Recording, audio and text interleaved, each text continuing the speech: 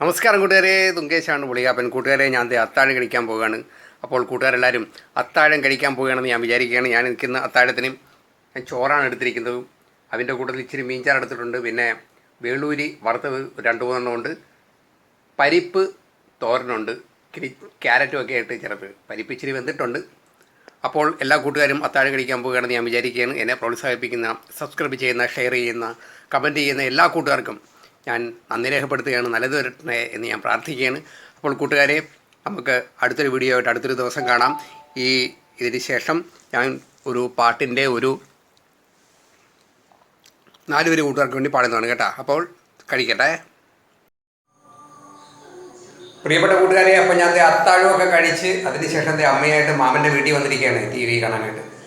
അപ്പോൾ അത്താഴം കഴിച്ചതിന് ശേഷം ഒരു 4 വരി പാട്ടിൻ്റെ കാര്യം പറഞ്ഞിരുന്നു. കൂട്ടുകാർക്ക് വേണ്ടി ആ പാട്ടിൻ്റെ 4 വരി ഞാൻ പാടുകയാണ് കേട്ടോ.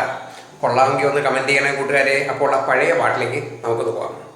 കോപ്പി റൈറ്റ് വരുമ്പോൾ അറിയത്തില്ല കേട്ടോ. ഇപ്പോഴും ഇടയ്ക്കിടയ്ക്ക് കോപ്പി റൈറ്റൊക്കെ കാണിക്കുന്നുണ്ട്. വെറുതെ പാടിയിട്ടാലും ശരി. അപ്പോൾ പാട്ടിലേക്ക് പോകാം. താലിപ്പൂ പീലിപ്പൂ താഴമ്പൂ ചൂടി വരും തളിരിളം കാവളം കിളിയേ, നിന്റെ തങ്കവള ചിത്രവള താരുണ്യ പൊന്നുവള എന്നിലെ കാമുകനെ വിളിച്ചുണർത്തി. താലിപ്പൂ പീലിപ്പൂ താഴമ്പൂ ചൂടി വരും തളിരിളം കാവളം കിളിയേ,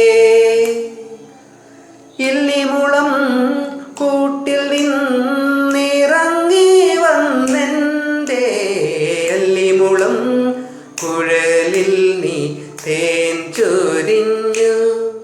നിന്റെ പളുങ്കുളി ചിറകുള്ള സ്വപ്നജാലങ്ങളെ പറക്കും തളികയിൽ എടുത്തിരുത്തി. താലിപ്പൂ പീലിപ്പൂ താഴമ്പൂ ചൂടി വരും തളിരിളം കാവളം കിളിയേ.